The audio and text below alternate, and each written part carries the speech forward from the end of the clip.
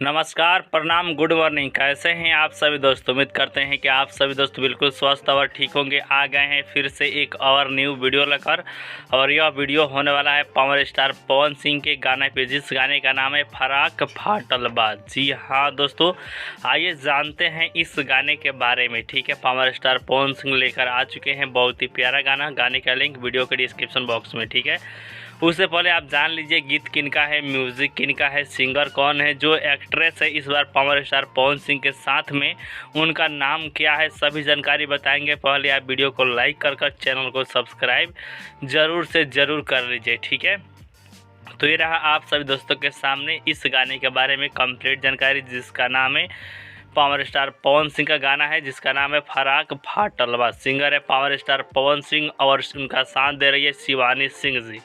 गीत लिखे हैं आशुतोष तिवारी जी, म्यूजिक है प्रियांशु सिंह जी का।